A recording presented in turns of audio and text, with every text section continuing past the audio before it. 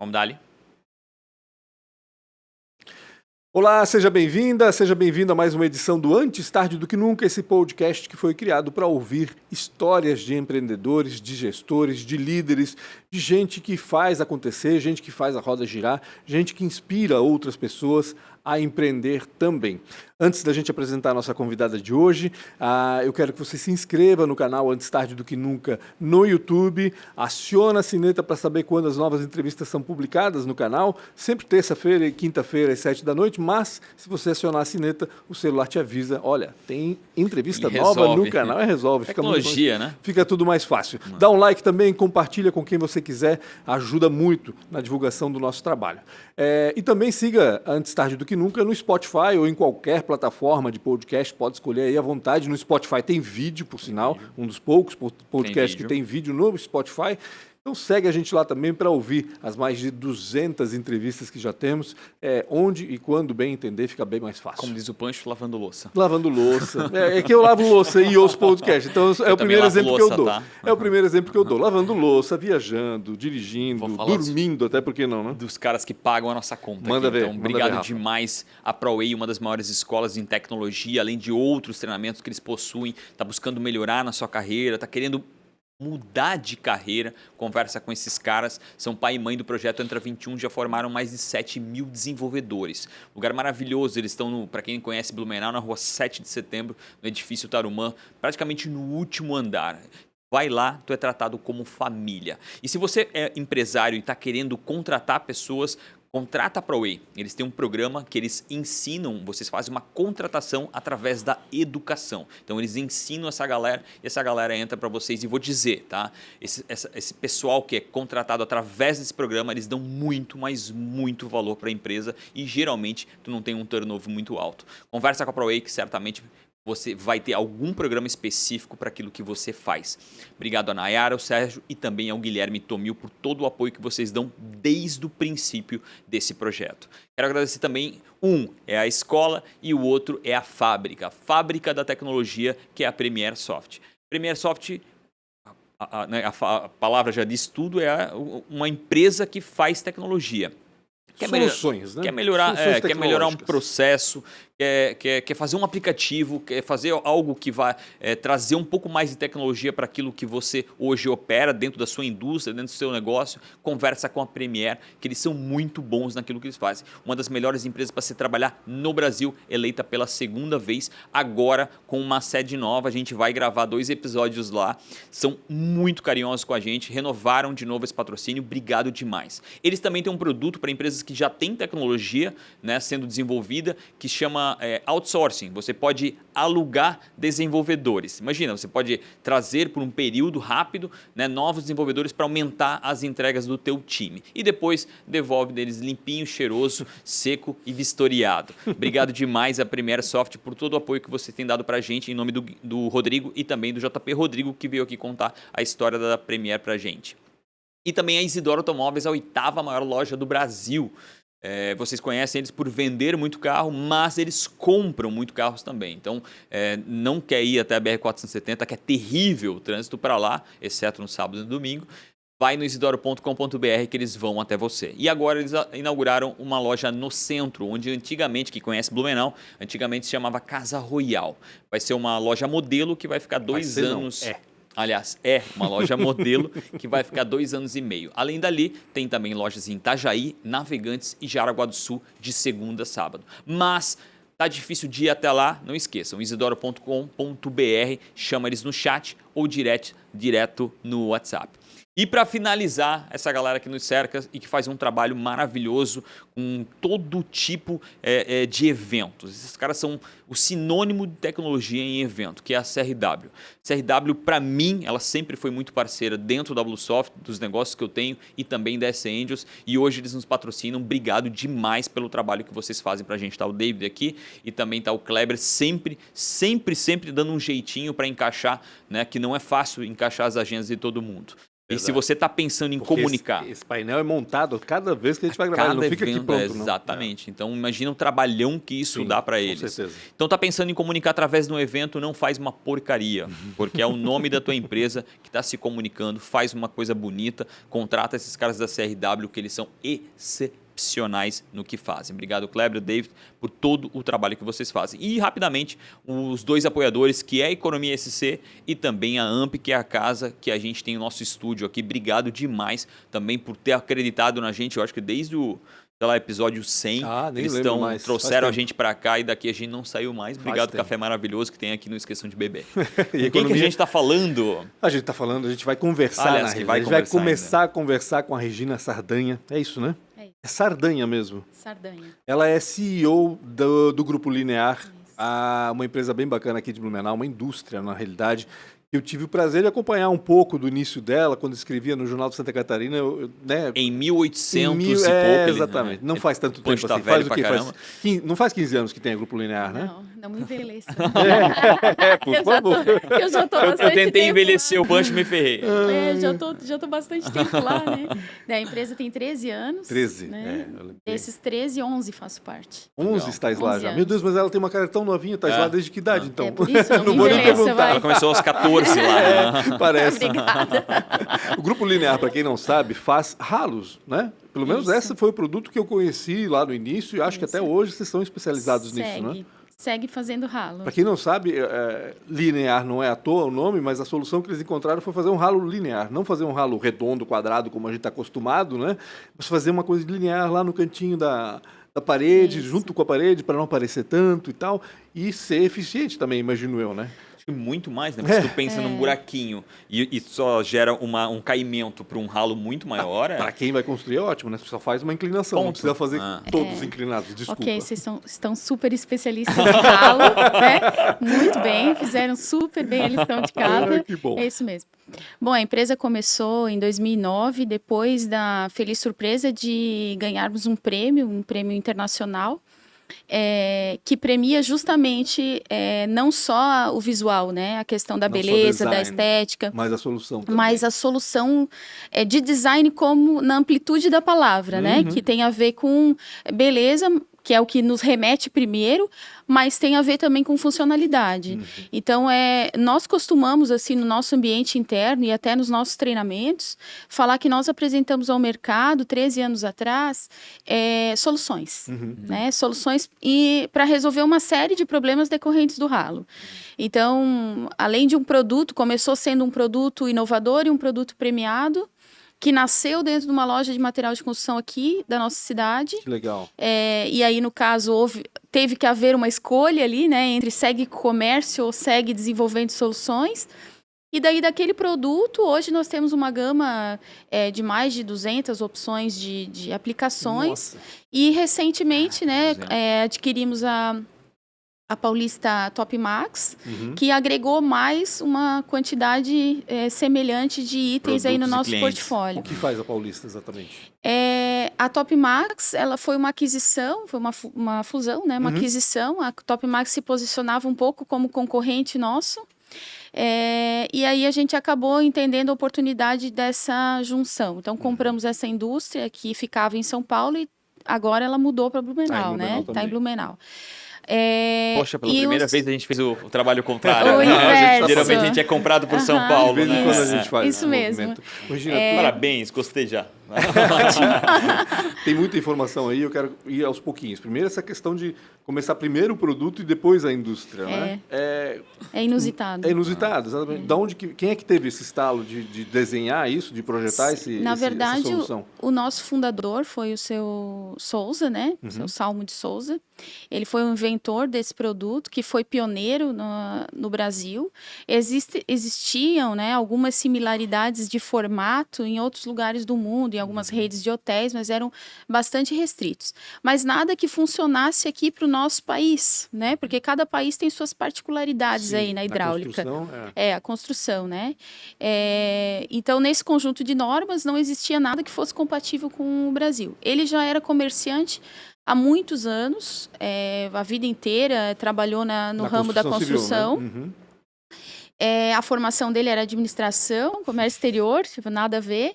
Mas ele tinha uma veia artística muito importante, né?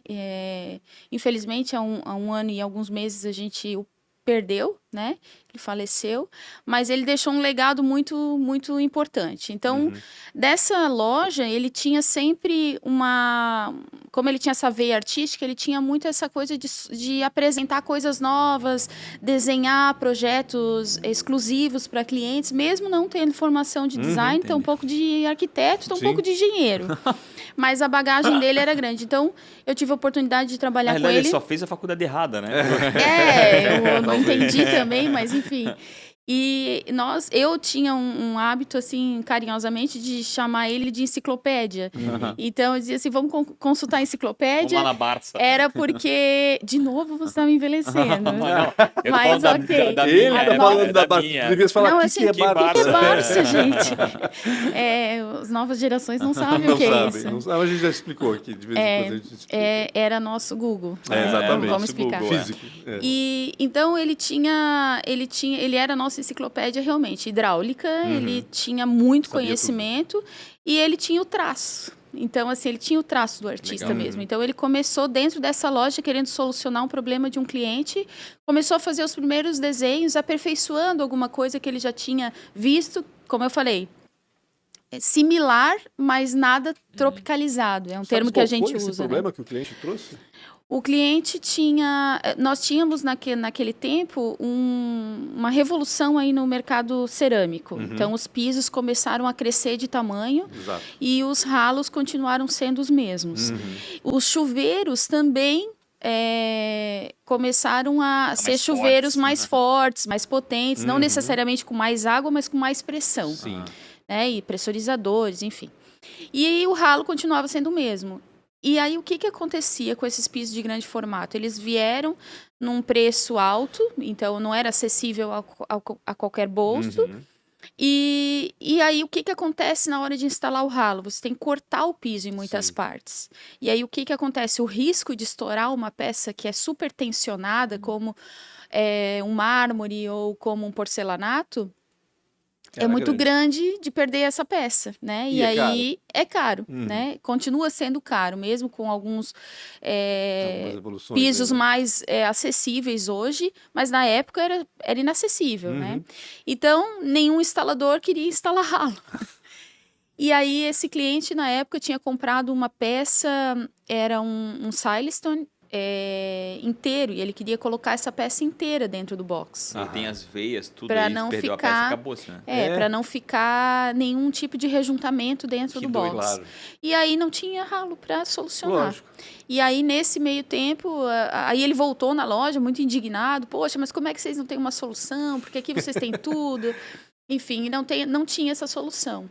E esse cliente acabou não conseguindo utilizar o produto, mas através da demanda dele foi que nasceu esse primeiro produto. Primeiro foi introduzido a venda nessa loja, depois foi feita uma pesquisa, enfim, ganhamos esse prêmio. E aí resolveu-se investir por que não, em apresentar essa solução para o mercado. E aí foi sucesso, né? Nós fizemos a apresentação desse produto para alguns representantes, para perguntar se eles tinham interesse em pegar uma pasta nova numa cidade de interior, né? E para nossa surpresa, foi muito bem aceito já logo de cara, como sendo realmente uma solução esperada, né? Então, nasceu... Já existia demanda sem a demanda saber que aquilo existia, Isso, né? exatamente. E aí, à medida que foi ofertado, primeiro gerou um encantamento, né? Poxa, como que ninguém pensou nisso, né? E aí vem essa genialidade, assim, que a gente sempre remete ao legado que o Seu Souza deixou, essa genialidade dele, né? Ele sempre foi uma pessoa, assim, muito simples, muito low profile, assim, e ao mesmo tempo ele foi brilhante, né? E ele sempre falava assim, ninguém olhou para o ralo, eu resolvi olhar para ele, né?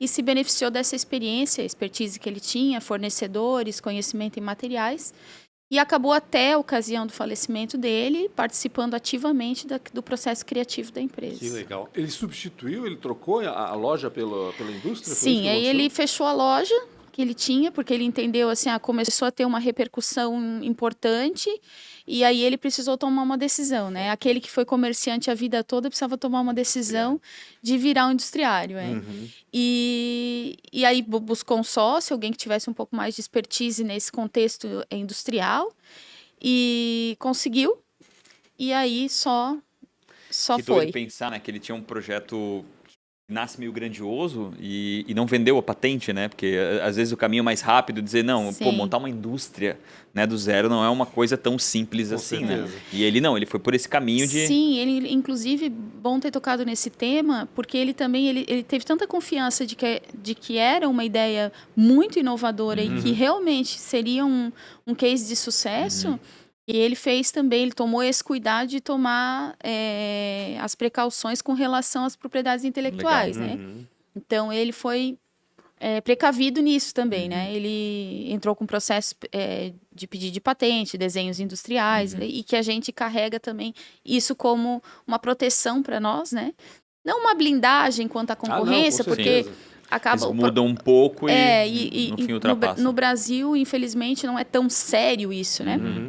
Mas não é desacreditado. Sim. Serve pelo menos para você se proteger com relação, de repente, aos seus benefícios, às suas vantagens, alguns atributos que você impeça a concorrência de copiar descaradamente. E uma coisa é tu ser a indústria com a patente, né? O valor que essa indústria possui. E a outra é uma indústria sem a patente. Exatamente. Né? Então, é uma diferença abissal entre uma e outra. Né? E quando tu falas em concorrentes, né? Vocês tiveram alguns problemas que eu lembro de ter lido alguma coisa a respeito com relação a isso, né? De concorrentes copiando o que vocês faziam. Sim, na verdade, seguimos na mesma, né? Mas eu costumo, assim, eu sou bastante otimista nesse sentido, porque eu acho que a concorrência tira a gente do comodismo, né? Eu acho que a concorrência, ela é importante desde que ela seja leal. Né? Tem algumas concorrências que são desleais, né? E aí a gente tem lá o nosso time jurídico que fica dia sim, outro também, procurando também similaridades e coisas que a gente possa notificar. Alguns a gente tem sucesso, outros esses copiadores, enfim, acabam alterando pequenas coisas, mas são coisas que fazem a diferença no final. Certo. Né? Então, sempre tem, mas sempre vai haver, mas eu costumo olhar isso como o reconhecimento de que... Um reconhecimento, exatamente, como um bafo né? quente aqui. Se tem gente copiando é porque a coisa funciona e é boa, eu né? costumo dizer e não é isso, gente pequena que só está se copiando. copia o que é Tem bom, gente né? grande aí que está interessado também nessa história Exatamente. toda, né? Então, só se copia o que é bom. Né? E aí a gente tenta manter, assim, continuar com esse espírito de pioneirismo e continuar, às vezes, assim, a gente procura não perder tanta energia brigando por algumas questões e investir mais para continuar saindo na frente. Claro. Né? Continuar tendo essa veia realmente de inovação. O bom de quem copia é que está sempre na página 1. E vocês vão estar sempre no meio do livro, né? Eu acho isso interessante, assim. E no fim, é uma bela de um elogio, né? Quando a gente compra, é reconhecimento.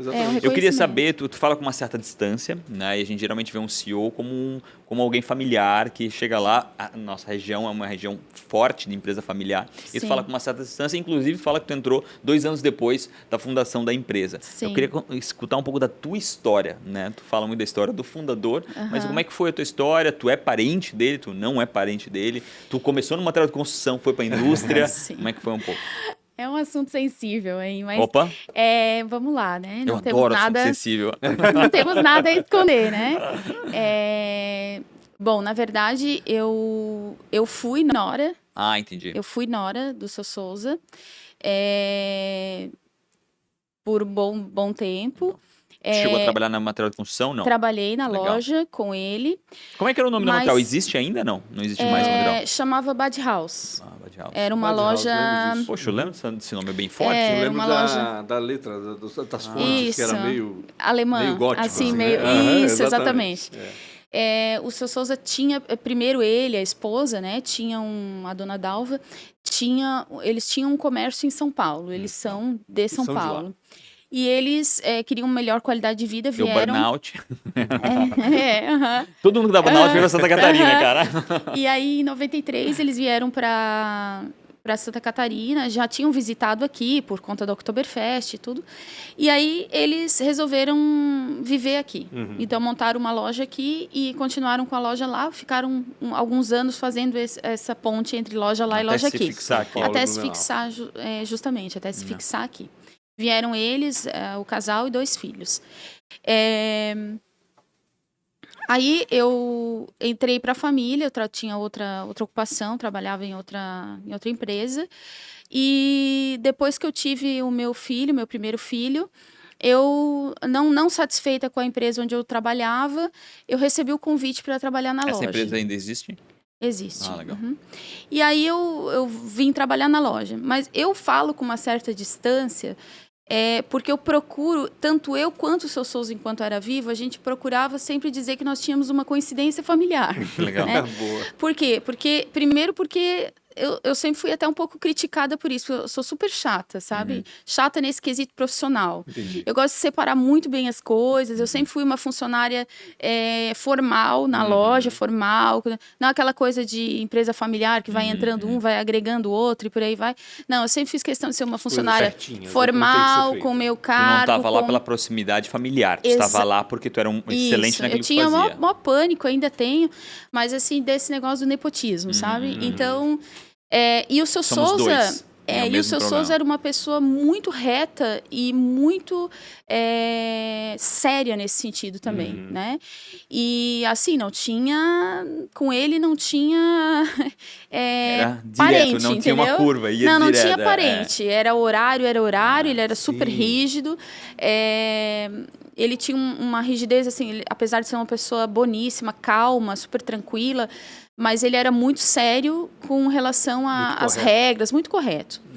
E aí eu fui trabalhar na loja na época porque eu estava cursando administração e ele precisava de alguém para trabalhar, para ajudá-lo na gerência da loja, na gestão dos Geralmente dos o vendedores. artista, ele odeia essa parte administrativa e financeira. Isso, ele detestava. Aí o que aconteceu? A loja, eu trabalhei 6 anos nessa loja e depois eu saí também por algumas questões pessoais com os meus filhos e tal.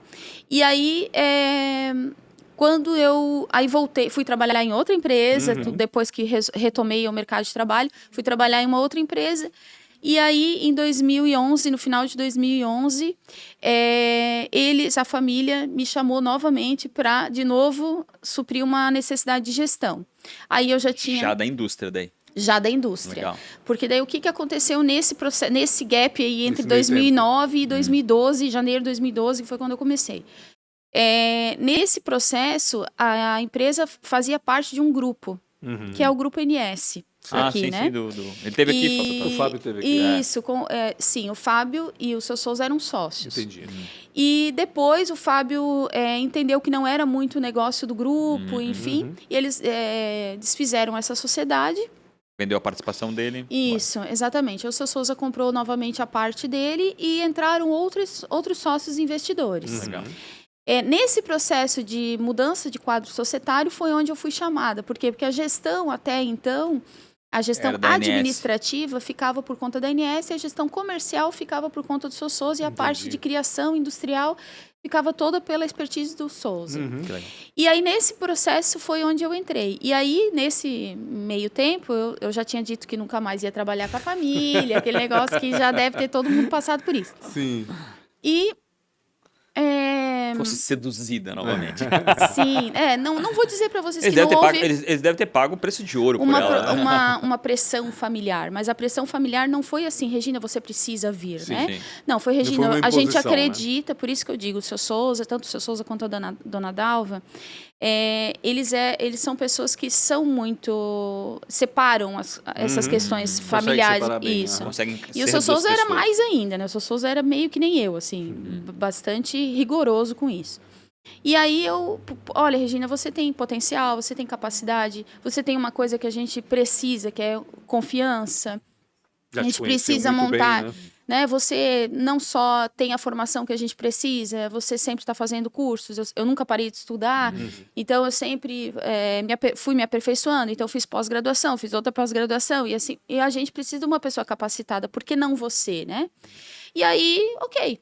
Eu aceitei de novo o desafio de entrar. Num primeiro momento éramos eu, o Souza e uma funcionária, mais uma colaboradora. E, de novo, tudo formal.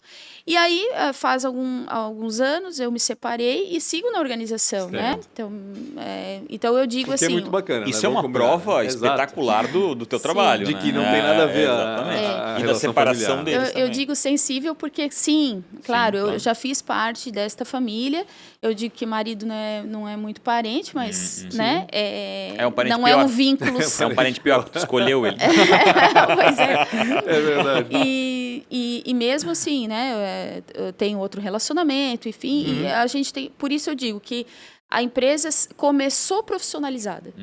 Né? Então, assim, teve sim esse laço familiar no início, mas ele não foi o fator decisivo para a entrada de E o filho minha na dele empresa. nunca se envolveu na Não, operação? os filhos, nenhum dos dois é envolvido na organização. Entendi. Que doido, cara. Nenhum dos dois. Eu queria saber qual foi esse momento em que tu se transforma nessa CEO, porque tu veio para pegar esse cargo, né, administrativo e obviamente deu para perceber já que tu, né, tu se provou para esse trabalho, mas te coloca numa situação pior ainda, porque por ter passado pela família, a tua responsabilidade aumenta ainda mais, né? Tu sabe, de certa forma, o que está atrás das cortinas, da parte da frente e a parte de trás, que é a familiar. Quando é que veio esse convite?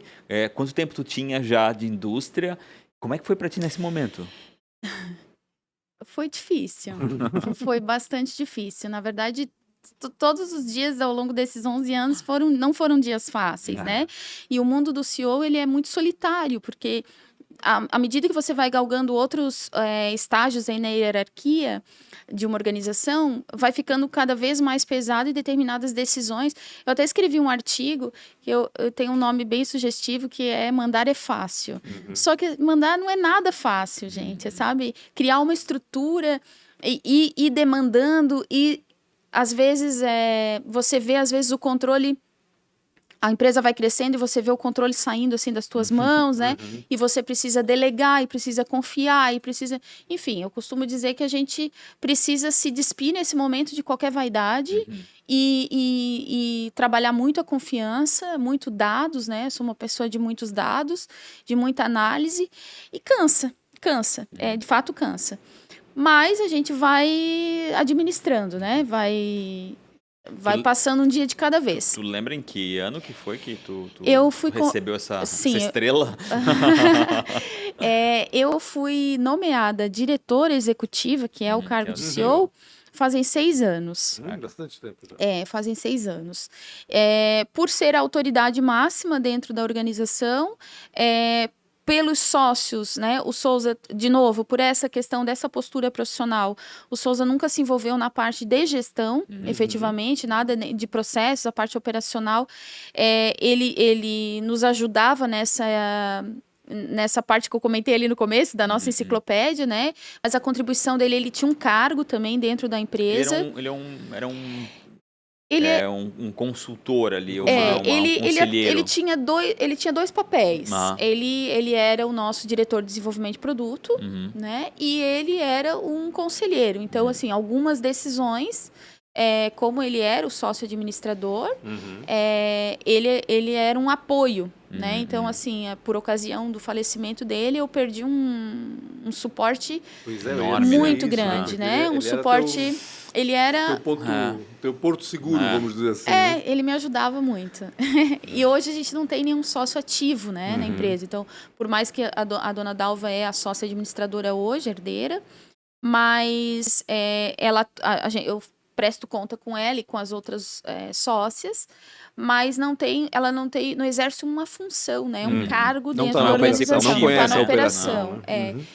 Conhecer até ela conhece, ela só não está realmente na operação como era o seu Souza, que tinha dava expediente, né? Ele estava sempre ali em todos os contextos, conhecia a operação. Que idade que ele tinha quando faleceu? Ele tinha 62. Novo pra caramba. Super novo.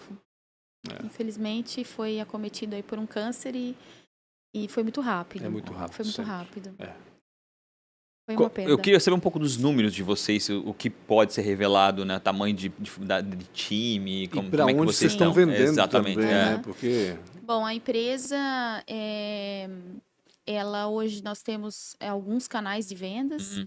Então, nós vendemos para boutiques, que nós classificamos como as lojas especializadas, ao estilo da loja que o Souza tinha, né? São lojas normalmente que tem mais acabamentos. Então, são classificadas como boutique. Tem os materiais de construção, que são as lojas que vendem material de construção de toda a ordem, inclusive materiais brutos. E nós temos os home centers, que são as redes, assim, a exemplo do que temos aqui, né? Cassol, Balarote, Leroy.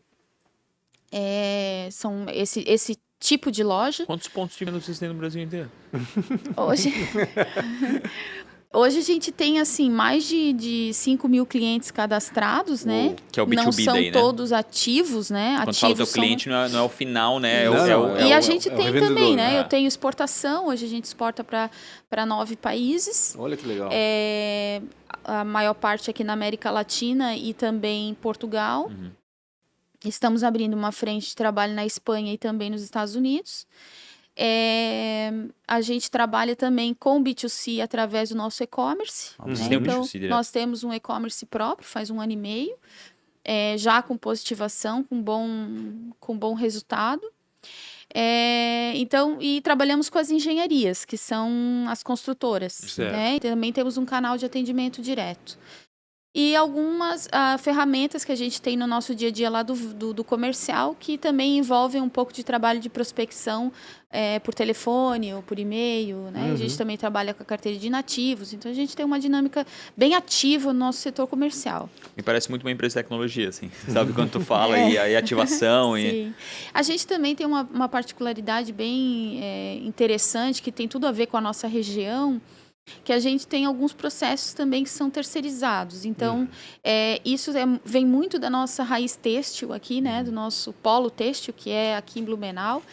E a gente também se beneficiou dessa prática, né? Que começou com as facções lá no têxtil, que são os prestadores de serviço. Então, a gente tem toda a expertise dentro da indústria, a parte de qualidade, a parte de embalagem, a parte... Ali faz a montagem Isso, quase como se fosse uma montadora.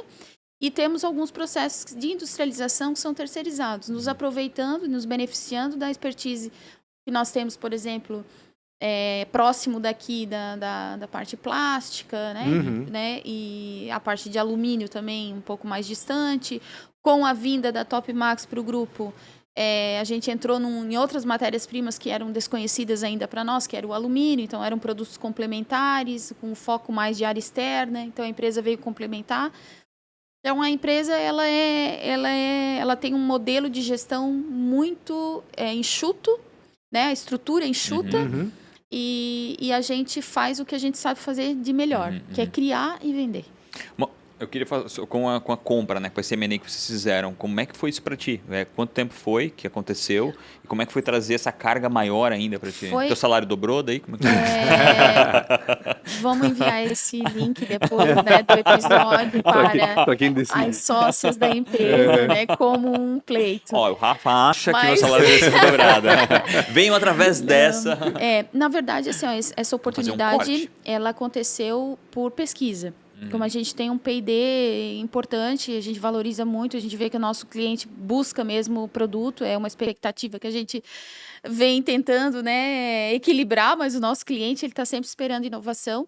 E dentro dessas nossas pesquisas, mapa de concorrentes e tudo, a gente identificou que essa empresa estava por finalizar suas operações, encerrar suas operações. E aí, antes do encerramento das operações, nós já tínhamos no nosso P&D, lá no pessoal do desenvolvimento, na nossa engenharia, já tínhamos um produto semelhante por lançar. E a gente entendeu como uma oportunidade, uma proposta a fim de abreviar o lançamento do produto. Por quê? Porque o lançamento de produto ele tem um longo espaço de tempo, né? Até o desenvolvimento da ideia, enfim, são 9 fases de um projeto. Então, a gente entendeu como sendo uma oportunidade. Houve interesse da outra parte e o processo foi super rápido. Aí, em 6 meses, a gente estava com tudo ok, já como com o contrato fechado. Como é bom encontrar um match, que alguém quer comprar e alguém quer vender, né? Sim, como a gente estava... Aí, claro, né? Foi um processo que foi conduzido a quatro mãos, eu não conduzi esse processo sozinha, eu conduzi o processo da negociação sozinha, com a ajuda ainda, na época, um pouquinho do seu Souza ali. Mas esse processo a gente fez as verificações, fez todo o processo que precisa, né? As verificações em loco, viajou para São Paulo, conversou com o sócio, por aí foi. E foi um curto espaço de tempo para um M&A, né? Foi um M&A simplificado, já existia interesse da outra parte. Sim. Então, foi só mais a gente acertar realmente o que viria, o que nós compraríamos efetivamente, se compraríamos tudo, passivo, com tudo, ou se e os valores efetivamente, claro, né? Porque aí a gente entra numa negociação é difícil colocar preço no negócio dos outros e é difícil também para outra parte precificar. Exato, né? Foi mais esses acertos, mas a gente conseguiu. Era uma empresa familiar? Era uma empresa familiar. Facilitou também. Mais uma camada, né? Às vezes dificuldade, às vezes facilidade. Para nós facilitou, porque era uma empresa assim que a expertise deles era comercial. Uma história muito parecida com a do Souza, também tinham loja, tiveram uma oportunidade, mas eles não tinham expertise. Por isso eu sempre digo, né, uma ideia não é nada sozinha, ela precisa de gestão. Certeza. A gestão ela é fundamental. Gestão e execução, né? E precisa ser ágil. Então, assim, a expertise dele... Assim foi o que foi dito, né? A nossa expertise é comércio. Nós 55 anos temos loja, então o nosso negócio é ter loja, não é ter indústria. Então eles entendiam que a expansão estava vindo e eles não iam conseguir ter força para expandir. E nós tínhamos essa força. Então, respondendo a outra questão, a empresa hoje é composta por 50 colaboradores diretos. Nós temos hoje 80 representantes no Brasil. Caramba! Então é a nossa força de vendas, né? E estamos presentes em 9 países já para exportação. Alguns com representante e alguns com distribuidores. É uma pergunta que eu ia te fazer e que eu acho que é uma pergunta que a indústria vem fazendo por muito tempo. É a situação dos representantes, né? Acho que tem muita indústria que se dá muito bem, né, com esse modelo de negócio e tem muita indústria que se dá muito mal. Têxtil é um que se dá muito mal, né? Ou vem se dando mal nos últimos tempos. Como é que tu enxerga eu vejo essa base apoiada nesse tipo de, né, nesse canal, que é a representação. Eles são representações únicas ou não? É uma pasta a mais na representação? É uma pasta a mais, tá. É uma pasta a mais. Até Como é que tu enxerga em vez do direto B2B, esse modelo da representação? Existe sim uma tendência de diminuir os intermediários, né? Existe, isso vem sendo cogitado aí por muitos mercados. Eu acho que tem duas questões. Uma, nós acreditamos na figura do representante. Legal. Esse é o primeiro ponto, né? A empresa acredita na figura do representante como sendo uma ponte de contato importante para o negócio. Até porque o nosso negócio, ele é uma venda técnica. Então, a gente acredita o quê? Na presença, a gente ainda acredita, mesmo com todo o advento do Covid, a gente continua acreditando na presença, seja ela física ou online. E o nosso representante, ele é mais do que um vendedor, ele é uma peça fundamental para agregar na especificação também do produto, porque o produto é técnico. E a nossa célula de treinamento também é outra que a gente valoriza muito. Então, hoje a gente tem roadshow rodando aí o Brasil todo, né? São 2 vans e mais um carro menor e mais uma Fiorino equipadas com quase como um showroom móvel, um auditório para dar treinamento, para ensinar os nossos vendedores, ensinar os nossos arquitetos, né, aqueles que precisam de apoio para poder especificar o produto, então é um produto técnico. Agora, eu também digo que é cultural. Legal e difícil, né? Tens uma camada de educação, né, com relação ao teu produto. Sim, a gente valoriza muito, muito. Inclusive, agora temos algumas parcerias com algumas outras instituições que preparam, né? Então, o Sinduscom, os núcleos de decoração. Então, a gente tem aí uma ponte também com essas instituições que também ajudam nessa questão de apresentação de soluções ou de educação, né? O Sinduscom, por exemplo, tem até videoaulas, que a gente também participa com material. E também é uma questão cultural de mercado. Então, assim, depende do mercado. Por exemplo, tem mercados que são mais... A disputa é mais acirrada, o têxtil é muito acirrado, o têxtil vem passando por crise, pós-crise. Eu diria que a gente, no mercado da construção, o mercado da construção, ele dificilmente está desaquecido. né? E ele às vezes está com alguns problemas que são decorrentes da economia, são decorrentes que todo mundo acaba sendo afetado. Mas de alguma maneira todo mundo mexe na sua casa em algum momento. Sim. Né? Então, é lógico que não é um motivo para a gente ficar parado, muito pelo contrário, né? A gente tem que correr para ficar no lugar. Mas em disputas mais acirradas, mercados mais acirrados, por exemplo, eu tenho um amigo que não pode, que tem dificuldade em colocar um vendedor para ajudá-lo. Por quê? Porque o time dele é muito rápido, né? Então, ele precisa estar lá naquele momento, porque senão vem outro, já coloca outro. Então, eu acredito que não só no têxtil, mas como no mercado de alimentos, isso acontece muito. Então, às vezes, o que acontece com a indústria nesse momento? A indústria traz essa força de vendas para ser exclusiva. Né, que daí desconfigura um pouco a posição do representante. Aí ele vira um vendedor externo. Sim. Né, ou um especificador, enfim. Então, eu respondendo, acho que é uma questão cultural e também é uma questão de acreditar. Se a empresa acredita, vai funcionar, porque ela apoia, porque ela não é uma fonte de concorrência, enfim. Ô, Regina, eu tenho uma curiosidade, tu estás, pelo menos, acompanhando esse processo desde o início, né? Mas no começo deve ter sido muito difícil, porque era um produto novo para um setor que já estava consolidado aquilo, o ralo era assim, todo mundo fazia assim, o instalador fazia daquele jeito, e daqui a pouco, não, como assim, vou ter que rever isso? Como é que foi convencer o mercado a aceitar esse tipo de produto, né? Que estratégia vocês seguiram na época, se é que tu te lembra de alguma coisa assim? Lembro, sim, acompanhei bem. Uma das principais ferramentas que nós usamos foi investir em divulgação. Porque quando você entra com um produto novo, você tem que quebrar muitas coisas, né? Então, você tem que quebrar conceitos, você tem que quebrar paradigmas, por isso, é daí que vem a questão da educação. É desse começo. E na construção, a responsabilidade é muito maior, né? Porque se dá um problema ali, você tem que quebrar tudo. E quando você fala de escoamento de água, né? Que vem a palavra água, né? A água, ela mina, né? Então, assim, quem nunca passou por processo de infiltração, quem não teve um apartamento que teve que acionar o vizinho, aquele negócio, é uma chateação, né? Então, quando você está lidando com investimentos mais altos, e aí veio junto um combo de situações. Então, legal, gerava um encantamento.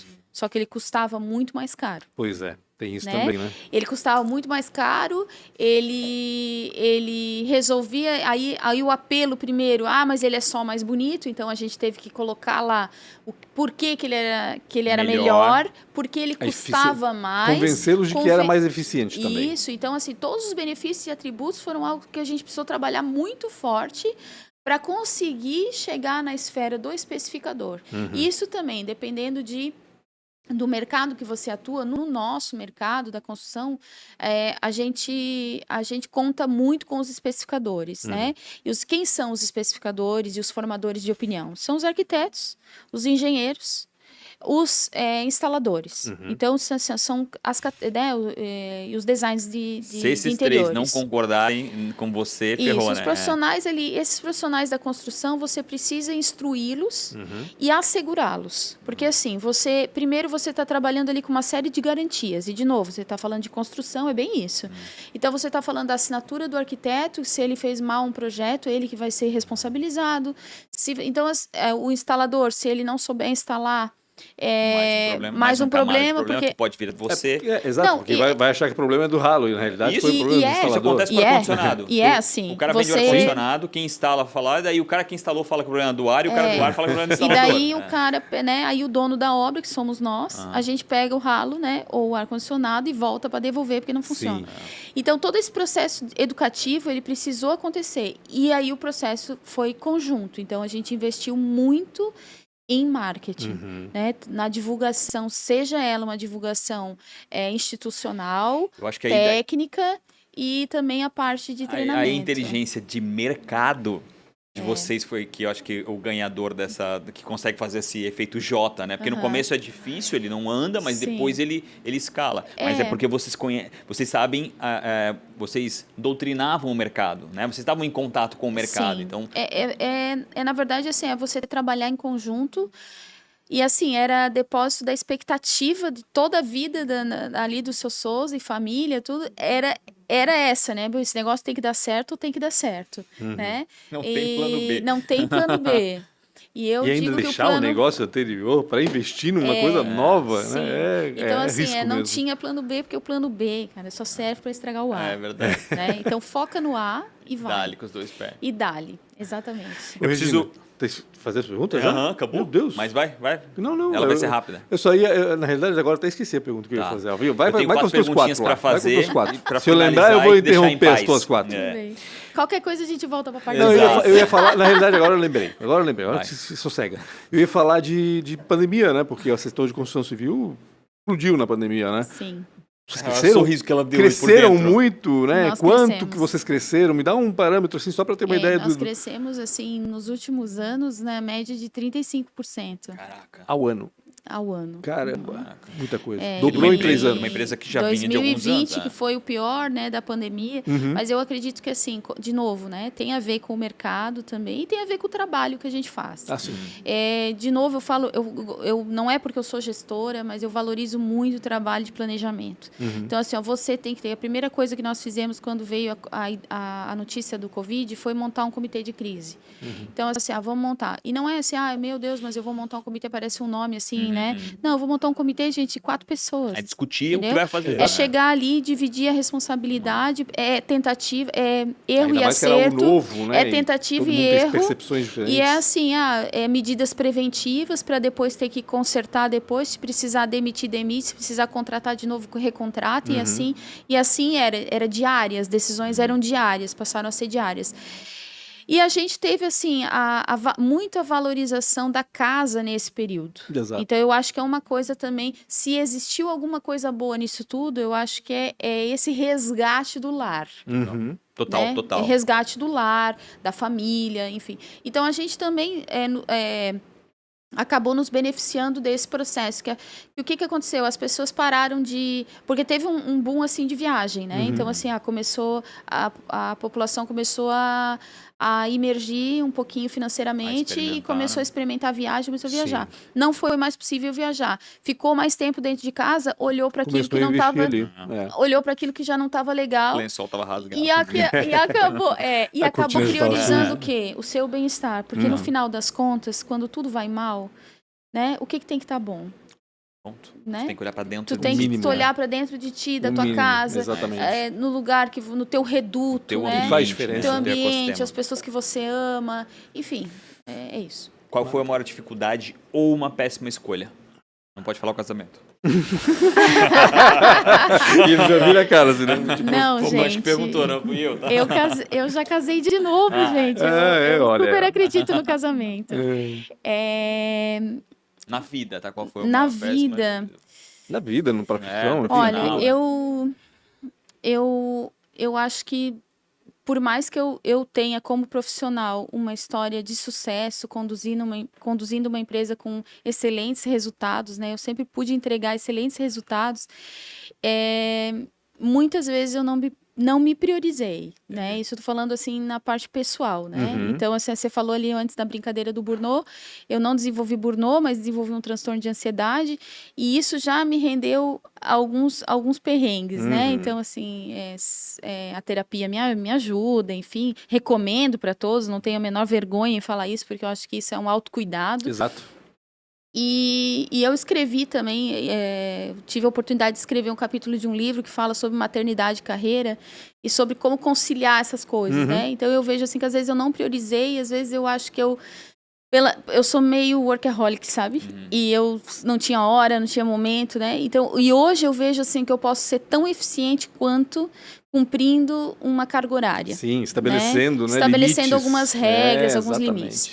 É importante. Mais e menos, né? Tu até pode ficar até as 10 da noite, desde que no outro dia tu entenda que aquilo tem que ser subtraído às Sim, vezes. Então, existe É que tem muita equilíbrio. gente que enaltece Equilíbrio. esse negócio do tipo Steve Jobs, entende? Mas já foi, Mas né? assim, tem muita gente que enaltece esse negócio de de trabalhar sobremaneira.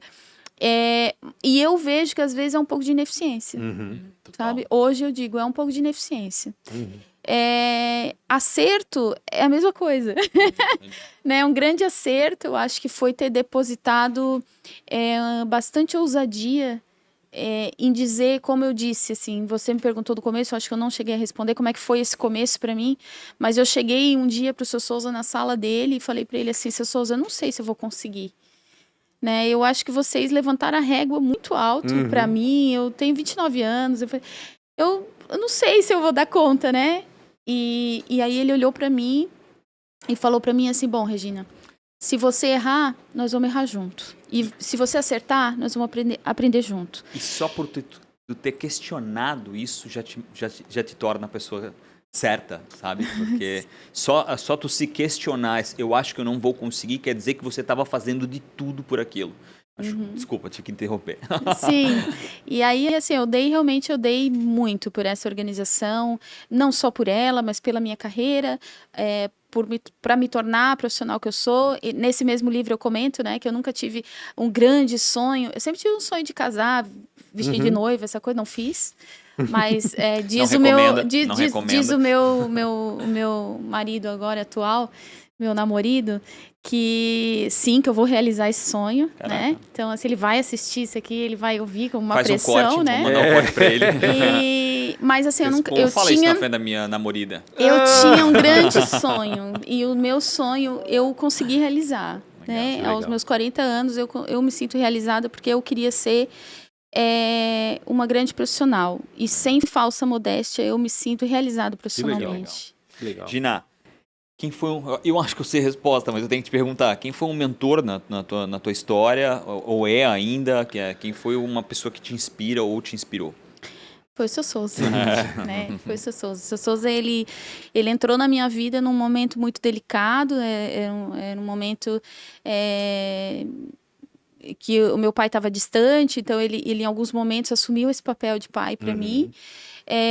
Ele foi uma pessoa que sempre acreditou no meu potencial profissional e ele entendia que, para mim, era muito importante ascender profissionalmente. E ele foi uma pessoa que eu me espelhei muito tempo. Graças a Deus, eu tive o privilégio de conviver com ele e aprender com ele. E acho que também pude ajudá-lo, né, a realizar alguns sonhos que ele tinha para essa organização. Bacana. Se fosse empreender em algo completamente diferente, o que você iria fazer ou talvez ainda vá? Esse despertar empreendedor na cabeça do administrador é meio confuso. Sim. Porque o que acontece? O administrador, ele meio que faz a faculdade para trabalhar para os outros. Sempre disse, a gente se forma para trabalhar para os outros. E depois de uma certa idade, você vai ficando um pouco mais maduro e vai tendo esse desejo. Assim, alguns, né? Mas de empreender. Pra gente mesmo. Então, assim, eu gosto muito dessa área de marketing, né? Eu tenho essa área, tem uma partezinha do meu coração. Talvez empreenderia em alguma coisa nesse sentido. E eu tenho uma coisa muito forte em mim, que eu até fiz, a minha primeira pós-graduação foi em consultoria empresarial, que é essa coisa de auxiliar, ajudar pessoas. E então, talvez eu entraria mais para esse lado da consultoria e da mentoria. Bacana. E para finalizar, e tu se livrar de uma vez por todas da gente, que nada. Se você tivesse o poder de voltar, né, e se encontrar aos 19 anos, o que você falaria para você mesmo? 19 anos, estavas onde? Me dá esse cenário assim primeiro. Estava... Descendo carrinho de rolimã. Tendo um filho. É sério? 19 anos tendo filho? Sim, eu teria... Meu Deus, como foi precoce. Eu teria me cuidado e não engravidado aos 19 anos. Vai fazer um corte e mandar pro filho dela essa. Vinícius, eu te amo. Igual. Foi difícil. Foi difícil. Essa parte da minha vida foi difícil. Engravidar aos 18 anos, ser mãe aos 19 anos, ser mãe de novo aos 21 anos. Foi meio loucura. Mas eu sou muito temente a Deus, sabe? E eu acredito que tudo tem um propósito, né? Então, talvez se fosse para planejar um bebê agora, eu não o faria, né? E talvez não tivesse experimentado o privilégio de ser mãe. mas não foi fácil. Se pudesse ter planejado mais, eu já sou a mestre do planejamento, né? Não, Nesse outra, momento eu não planejei muito Os bem. teus filhos hoje estão encaminhados, né? Estão grandes, né? Sim. Formados provavelmente já. E agora tu tens tempo, né? Para aproveitar ambos também na de certa faculdade, forma. Vinícius já Então, no 7º olha semestre. só. E ela novinha desse jeito ainda tem uma vida pela frente ainda, né? É muito bacana isso. Gina, muito obrigado demais por tirar teu tempo, poder compartilhar um pouco dessa história belíssima, É muito né? legal, Belíssima, muito que eu bacana. tenho certeza que vai inspirar muita gente. Você que está aí assistindo até agora, não esqueça de se inscrever, custa muito pouco para você e para nós, faz uma diferença abissal. Não esqueçam de compartilhar também, né, nas redes sociais, que é no Punch.com.br, Real Rafa Silva. Quais são as redes sociais da empresa sua? Grupo Linear. @Grupo Linear. E todas as nossas marcas têm os seus links, mas seguindo lá Grupo Linear Oficial, Legal. já tem acesso às nossas marcas, né? Que é Eleve, Novi e Top Max. E o teu TikTok? Meu TikTok? Não, no caso, Onde ela faz eu não tenho dancinha. TikTok. Mas o meu Instagram é Regina Sardanha, é _Sardanha. _Sardanha. Maravilha. Não esqueçam de compartilhar. Obrigado por ter ficado até aqui. Tamo junto. Um abraço, até mais.